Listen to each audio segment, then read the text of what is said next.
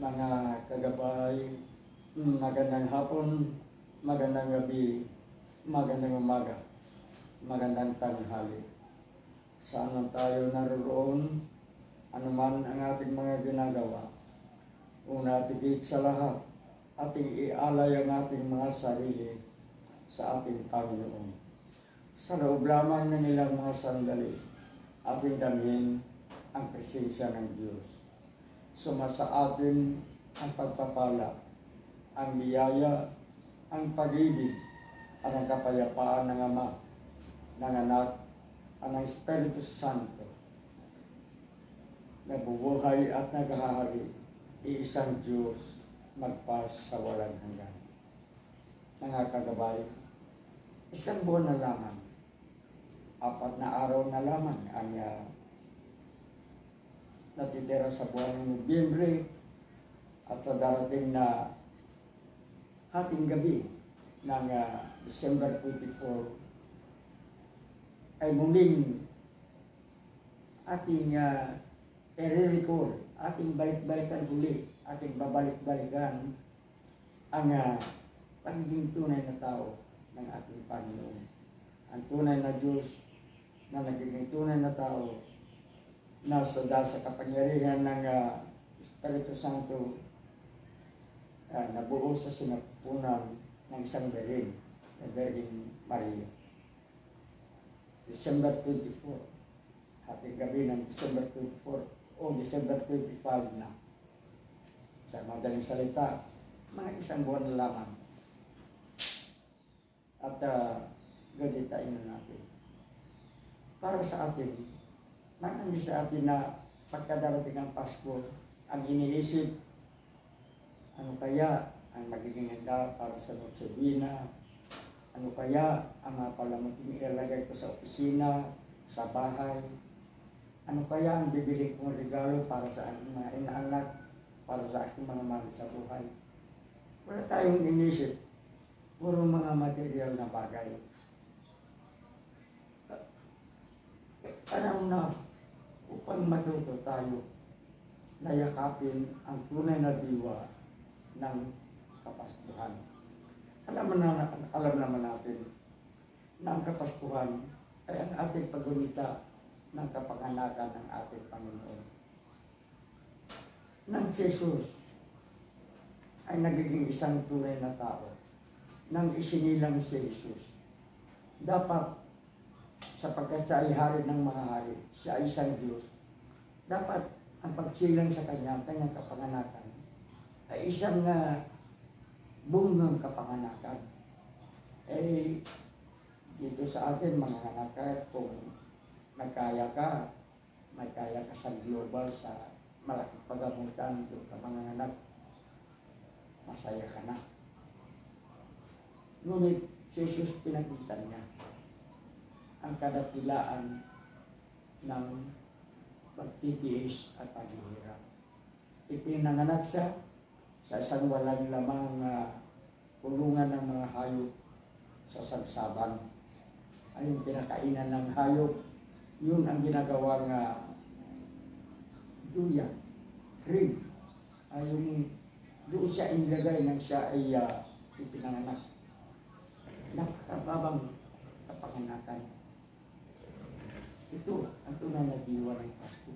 Pag-ibig, pagmamahal. Sapagkat, sabi nga sa banal na aklat, mahal ng Ama ang sanlibutan.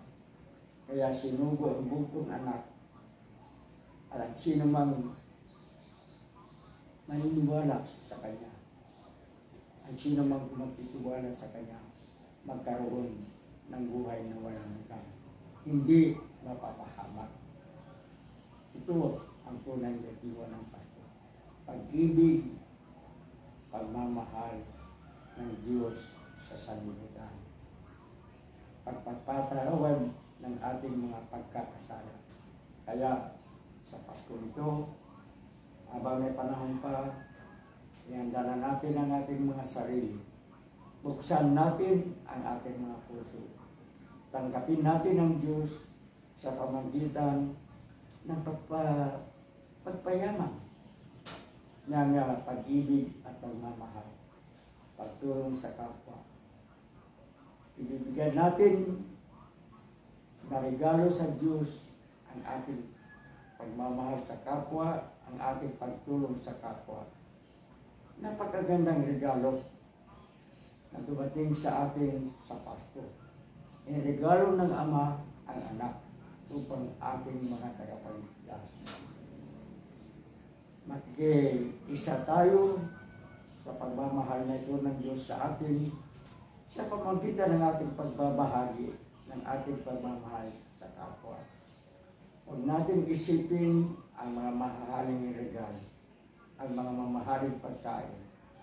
Ang iisipin natin, sino kaya ang mga nangangailangan sa Pasko nito? Sino kaya ang ating mapapasaya, ang ating mapapaligaya? Ano kaya ang ating maibibigay sa mga mahirap na nasa mga area ng mga squatter area? Ito sana ang dapat isipin ng bawat isa sa atin. Na kung mayroon tayong maibahagi, hindi naman natin sinasabing magbibigay. Hindi kailangan ang ating pagbibigay ay may pagmamahal. Pwede naman tayong tutulong na walang pagmamahal. Pwede tayong pagbibigay na walang pagmamahal. Pakitag tao, kaplastikan. Ngunit, ang kailangan natin sa Pasko nito ay ang totoong diwa ng Pasko. Ang diwa ng pag-ibig at ang diwa ng pagmamahal. Sapagkat ipinangaral at itinuro ni Jesus na ang unang kautusan ay ang mahalin ang Diyos, una at higit sa lahat, ng buong pagkatao, ng buong puso, ng buong diwa, ng buong too. Ibigin ang Diyos, mahalin ang Diyos, higit at una sa lahat.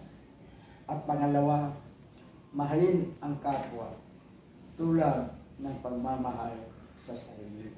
Sa madaling salita, mahalin mo rin ang iyong sarili. Pangalawa, sa pagmamahal mo sa Diyos. At mahalin mo ang iyong kapwa katulad sa pagmamahal mo sa iyong sarili. Tingnan natin yung krus sa aming pinako si Jesus. Kung titingnan natin ang krus na yan, may tatlong anggulo. May taas, pababa, pahaba. At ating pag-aralan sa ating mga pag-aaral, ating natutuhan na isa lamang sa krus na ito makikita natin ang kautusan. Mahalin ang Diyos una at higit sa lahat. Mahalin ang sarili at mahalin ang kapwa katulad ng pagmamahal sa sarili. Saan ang pagmamahal sa Diyos? Ang una, ang gulo, paitaas. Yan ang pagmamahal sa Diyos. Mahalin ang Diyos na higit sa lahat. At mahalin ang sarili, pababa. At mahalin ng kapwa tulad ng pagmamahal sa sarili, pahaba. Yan ang krus, kung tingnan natin mabuti. Hindi yung krus mismo nakita natin. Spread, pahaba, pagmamahal sa kapwa. Yan ang tunay na diwa ng Kapaskuhan. Yan ang tunay na diwa. At yan ang dahilan kung bakit ipinanganak ang ating Panginoon. Nagiging tao ang ating Panginoon sa araw ng Pasko. Upang tayo ay iligtas. Upang tayo ay mapatawad sa ating mga pagkakasala. Sapagkat mahal tayo ng Diyos. Kaya mahalin natin ang kapwa simula sa araw na ito. At ito ang ating ibigay na regalo sa Diyos. Ang anak na ibinigay na regalo ng Ama.